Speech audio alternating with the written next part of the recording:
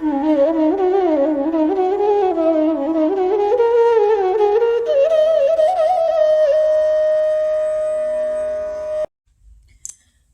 the previous discussion, we were looking at who are the different people that Arjuna is seeing present in the battlefield against him to fight.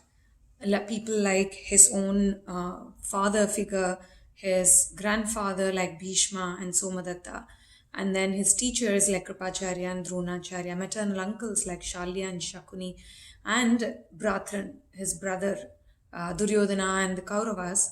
So he is very disturbed as to how he is going to fight against all of these people who are his relatives. Now the shloka again, Tatra Pashyat Stithan Partha, Pitran Ataf Pitamahan, Acharyan, Matulan, Bhratran, Putran Pautran Sakhim Statha, Shwashuran Suhrudaschaiva, Senayor Ubhayorapi. So now we saw half the verse in the previous discussion. Today we are going to see rest of the half. So then what's the rest of the half? He talked about fathers, grandfathers. Now he's talking about sons and grandsons. His sons were not against him. So whose sons are we talking about? It is people like Lakshmana, who's the son of Duryodhana and Bhanumati, who's the grandson of Gandhari and Dhritarashtra. So there were sons like people like Lakshmana who were standing in the battlefield, and also grandsons of Duryodhana who were also present. So they are also like grandsons to Arjuna. So he's seeing sons and grandsons kind of people also standing against him to fight this battle. So Putran, Pautran. Then he's saying Sakhim. Sakhi means friend. It also can be termed as contemporaries. So who are the contemporaries he's talking about? There are many, but we will look at two most important people. One is Ashwathama. Ashwathama, to see and understand and have a small background to Ashwathama. Ashwathama is also called Drauni because he is Drona's son. So Ashwathama, as we had seen earlier in the last discussion, also was taught by his father Dronacharya all the martial arts, all the skills, along with the Kauravas and the Pandavas. So Ashwathama was ruling Panchala under the guidance of Hastinapur and all the Kaurava kings. He was supporter of Duryodhana and the Kauravas. So now in the battlefield, suddenly when he heard that his father Dronacharya was killed in an unrighteous manner, he got very, very angry. So because of this anger, he invoked Narayanastra. So as soon as Narayanastra was invoked by Ashwathama, in front of every single Pandava soldier, there was an arrow to finish them. When all the Pandava soldiers looking at the Narayanastra was completely fearful, Krishna immediately gave them the idea of getting off the chariot and dropping their weapons down and surrendering unto the weapon. Because Narayanastra only attacks those people who are armed. And since Krishna is Narayana himself, he knew how the weapon worked.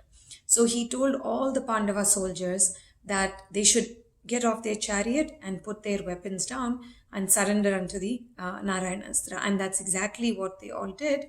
And because they were unarmed, the Narayanastra left them without harming anyone. And now Duryodhana tells Ashwathama that it would be great if he again, one more time, he invoked the Astra. But then Ashwathama sadly said that I can only invoke it once. If I invoked it once again, it will only hit me, not them. So that was one small event in Ashwathama's time in the battle. Again, another interesting point about Ashwathama is that he was cursed by Krishna to be an immortal. So he is believed to be one of the Chiranjeevis. We will look at this story in another shloka.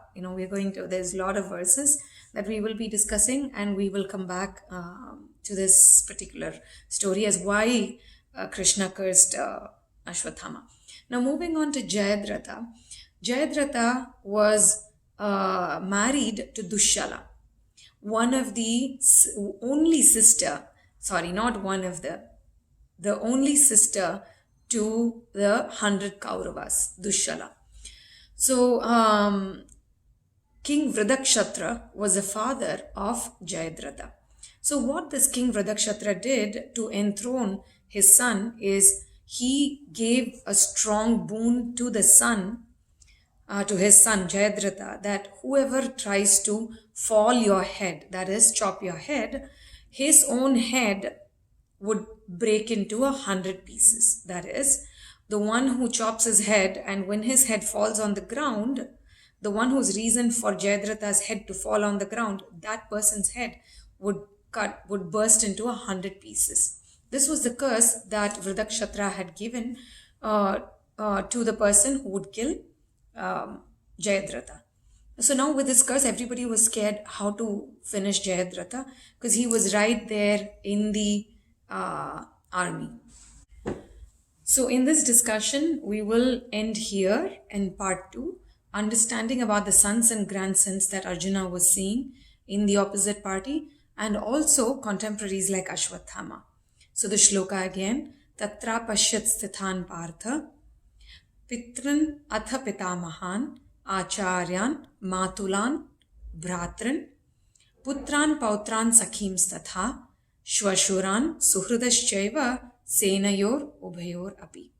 Hare Krishna.